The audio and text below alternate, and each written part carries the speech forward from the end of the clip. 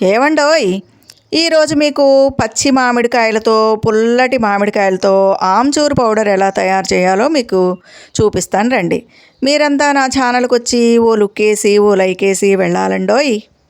మరి ఈ ఆమ్చూరు పౌడర్ తయారీకి పచ్చి మామిడికాయల్ని పుల్లటి మామిడికాయలు మాత్రమే తీసుకోవాలండి. ఎట్టి పరిస్థితుల్లోనూ తీయటి మామిడికాయలు పనికిరావు. ఇది గుర్తుపెట్టుకోవాలన్నమాట. ఆ విధంగా మీ ఇంట్లో చెట్టు ఉందనుకోండి, బాగా ముదిరినటువంటి పుల్లటి మామిడికాయలను తీసుకోండి. లేదంటే ఎక్కడి నుంచైనా కొనుక్కైనా తెచ్చుకోండి. లేదా మీ ఇంట్లో చెట్టు ఉంటే గాలివానలు వచ్చినప్పుడు కూడా మామిడికాయలు రాలిపోతాయి కదండి. అలా రాలిపోయినప్పుడు కూడా ఒక్క కాయ కూడా వృధా అవ్వకుండా, వేస్ట్ చేయకుండా ఈ విధంగా మనం ఆమ్చూరు పౌడర్ తయారు చేసుకోవచ్చండి. ఈ విధంగా ఆమ్చూరు పౌడర్ని మనం తయారు చేసి పెట్టుకున్నట్లయితే చింతపండుకు బదులుగా అన్ని ఆహార పదార్థాల్లోనూ దీన్ని మనం వాడుకోవచ్చండి. ఇప్పుడు దీని తయారీ విధానం చూసేద్దాం రండి. ఈ విధంగా పుల్లటి మామిడికాయలు తెచ్చుకుని పైన చెక్కు తీసేసుకోవాలండి. వీటికి రాలిన కాయలు కూడా ఉపయోగించుకోవచ్చు. రాలిన కాయలు పచ్చడికి పనికిరావు, కానీ ఆమ్చూరుకి పనికొస్తాయండి. ఈ విధంగా కాయలన్నిటికీ కూడా పైన తొక్క తీసేసుకుని ఈ విధంగా తయారు చేసుకోవాలన్నమాట. తర్వాత మరి పల్చగా మన మామిడి తాండ్రకి ఎంత పల్చటి పొరలు ఉంటాయో అంత పల్చగా తీసుకోవాలండి. మరి వీటిని చాలామంది తెలియక ముక్కలుగా కోసి ఎండబెట్టుకుంటారండి. అలా ముక్కలుగా కోసి ఎండబెట్టుకుంటే ఏమవుతుందంటే అవి ఒరుగులు అయిన తర్వాత, ఒరుగులు అంటే ఎండిన మామిడికాయ ముక్కలండి, ఒరుగులు అయిన తర్వాత చాలా నల్లగా అయిపోతాయి. అలాంటి దాన్ని మనం పౌడర్గా చేసినప్పుడు చాలా నలుపు వచ్చేస్తాయండి. కాబట్టి ఆమ్చూరు పౌడర్ తయారు చేసుకునే వాళ్ళందరూ ఈ ప్రక్రియని జాగ్రత్తగా గుర్తుపెట్టుకోవాలన్నమాట. ఎందుకంటే చూడండి, ఎంత పలచగా తీసుకుంటే మీకు పౌడరు అంత తెల్లగా వస్తుందండి. కాబట్టి ఈ జాగ్రత్త పాటించాలి. చూడండి ఎంత పలచగా ఉందో, చూసారు కదా. ఇంత రేకుల్లాగా ఇంత పలచగా తీసుకోవాలన్నమాట. ఎట్టి పరిస్థితుల్లోనూ ముక్కల్లాగా కొయ్యకూడదు. ముక్కల్లాగా కోసామంటే కనుక చాలా నలుపు వచ్చేస్తాయి. అలా నలుపు వచ్చినప్పుడు మనం వాటిని ఏ ఆహార పదార్థాల్లో వాడినా ఆ ఆహార పదార్థం అంతా కూడా నల్లగా అయిపోతుందండి. ఈ విధంగా మొత్తం అన్నీ కూడా తీసుకోవాలి. తర్వాత ఒక పల్చటి దుప్పటి ఏదన్నా వేసుకుని దాని మీద పల్చగా ఆరబోసుకుని మంచి ఎర్రటి ఎండలో ఎండబెట్టుకోవాలండి. అయితే ఎన్ని రోజులు ఎండాలనేది మీ ప్రాంతంలో ఉండే ఎండ తీవ్రతను బట్టి మీరే నిర్ణయించుకోవాలండి. ఒకవేళ బాగా ఎండ ఎక్కువగా ఉందనుకోండి, 2-3 రోజుల్లో ఎండిపోతాయి. కొంచెం ఎండ తక్కువ ఉంటే కొంచెం ఎక్కువ రోజులు అవసరం పడతాయి అన్నమాట.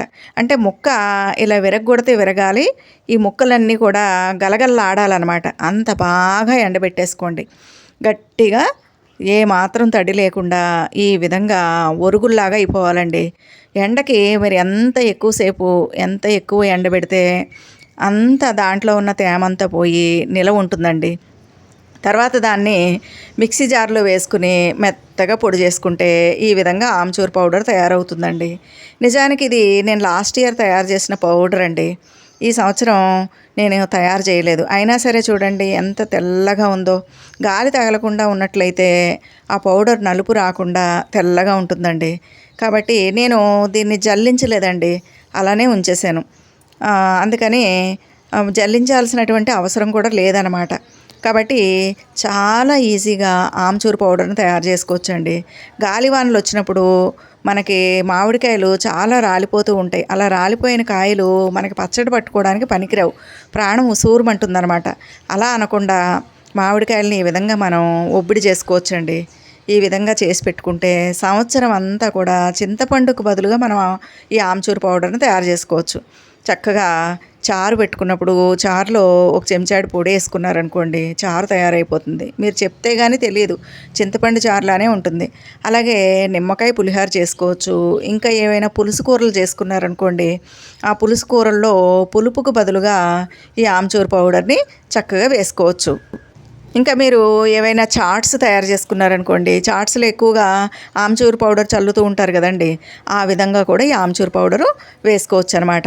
ఇంకా చాలామంది ఋతువులను బట్టి ఆహారం తింటూ ఉంటారండి. కొంతమంది కొన్ని ఋతువుల్లో అసలు చింతపండు వాడరు.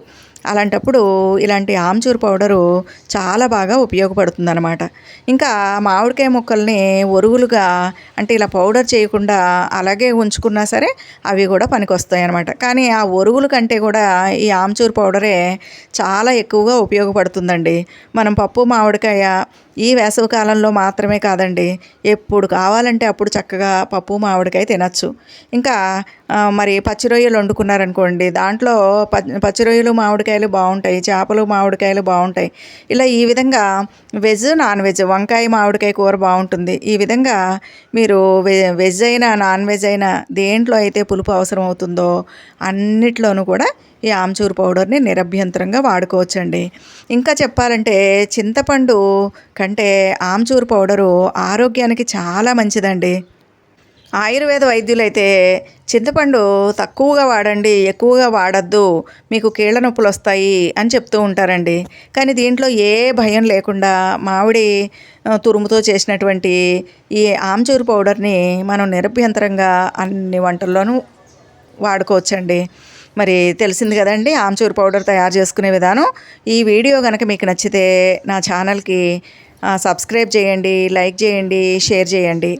ఇంతేనండి ఆమ్చూర్ పౌడర్ తయారు చేసుకునే విధానం. కానీ దీనికి మాత్రం గాలి తగలకుండా చూసుకోవాలి, తడి తగలకుండా చూసుకుంటే మీకు 2 ఏళ్ళైనా సరే 3 ఏళ్ళైనా నిల్వ ఉంటుంది.